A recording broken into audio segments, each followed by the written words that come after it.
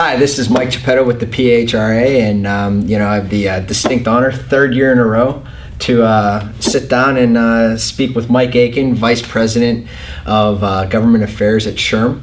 And Mike, thank you for coming back to Pittsburgh, and welcome back.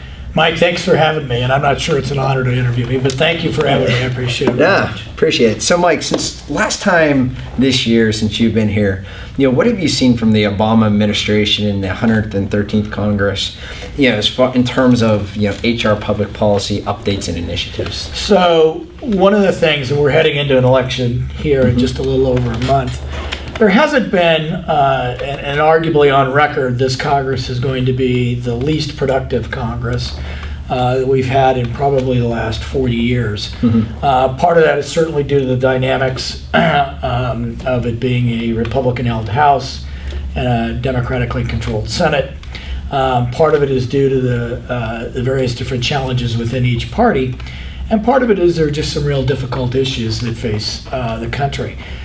So we haven't seen a lot of legislation actually moving to the president's desk. One notable exception to that was a extension of the Workforce Investment Act, which will help HR professionals in terms of recruiting and finding the right talent for their organizations. What we have seen, in particular over the last 4 to 5 months, is increased regulatory activity, particularly around the workplace from this administration. So potential changes on the Fair Labor Standards Act, issues dealing with fair pay and equity.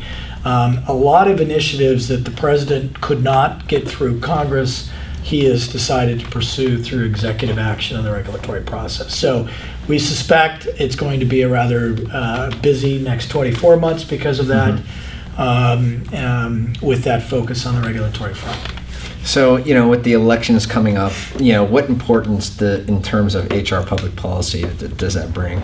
Well, right now, if the election were held today, the Republicans would hang on to the House of Representatives and probably pick up somewhere in the neighborhood of 10 to 15 seats.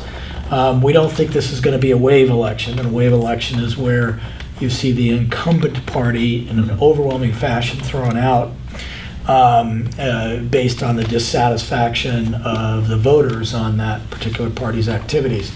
But we do think there's a better than even chance that the Republicans may pick up the Senate, but they won't hold it by very much. In that kind of environment, things will only move to the president's desk if they're bipartisan. We think one major focus next year will be on tax reform. From an HR perspective, a lot of the benefits that are provided to recruit and retain employees, whether it's health care, retirement, employer-provided educational assistance, for example, those are all potential revenue targets that could be lost in tax reform. So we're spending a lot of time in Congress preparing for that. Immigration reform still is an issue that both Republicans and Democrats care about. Even in this kind of split environment, if you were to have Republicans to hold Congress and obviously the Democrats to hold the White House, there is still the possibility that you could have some kind of a deal on immigration reform in this environment as well. Okay. I heard you speak at lunch today, and you said something that you were pretty involved with the SHRM's advocacy team, the A team. Can you speak to any of the innovative strategies that you guys have been known to kind of formulate from that? Yeah, thanks for asking that question, Mike. The advocacy team, SHRM does not have a political action committee. We work with both Republicans and Democrats. We don't give financially to support a candidate. We don't endorse candidates.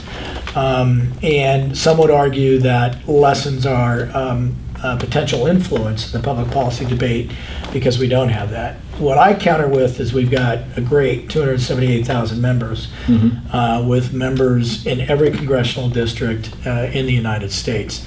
And they often have a very powerful story to tell. In fact, I would argue one of the most powerful stories in terms of trying to have an effective workplace.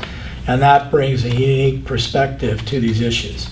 And so the A team gives the opportunity for our members, the HR professional, to go in and tell that story to a member of Congress, to build a relationship, and to share with them kind of from a constituent's perspective what effective workplaces look like, and to help shape policy. And we've seen a great deal of evidence that already paying off on a variety of different votes. We had, in fact, not in the Pittsburgh area, but in the state of Pennsylvania, we know for certainty that there was a member of Congress that changed his vote based on the interaction with SHRM A team from Pennsylvania. So it's a great thing to get involved with.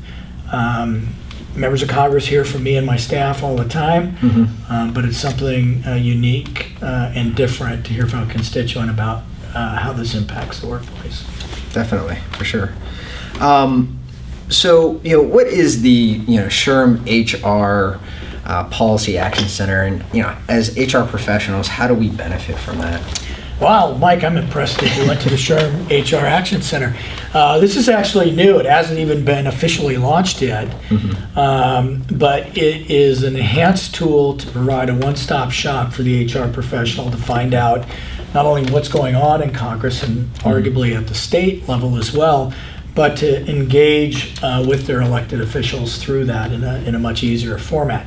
And I'll give your members a little inside heads up that we are actually going to be launching an A-Team app, which will be consistent with and support the Action Center here, I think in November. That'll be available to all SHRM members to use. So you will be able, on your mobile device or your tablet, to be able to access it anywhere at any time to provide instant access to Congress. But it really is designed to provide you tools as an HR professional to be able to interact with your elected officials at its simplest form. Yeah, get some stuff done, right? Yeah.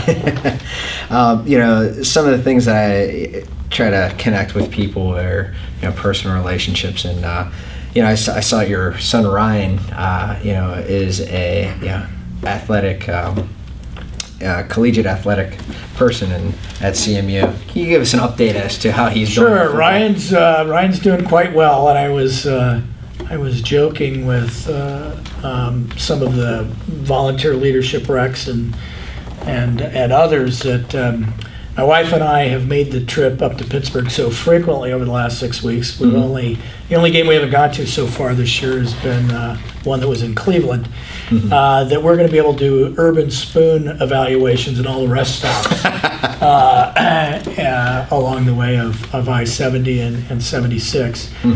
He's doing quite well. Carnegie is he's very fortunate that he's able to go to such a great institution as Carnegie Mellon, and indeed even more fortunate to be able to not only pursue academics at a very high level, but to be a student athlete, NCAA student athlete. And he's doing well. He actually, I think he's second or third on the team as tackles as a cornerback, but also got an interception on Saturday. Well, that's good. That set up a 50-yard field goal for the Carnegie to win with no time remaining on the clock. So. And they played Westminster, right? They did. Yeah. They did. It was quite an interesting game, but he did well.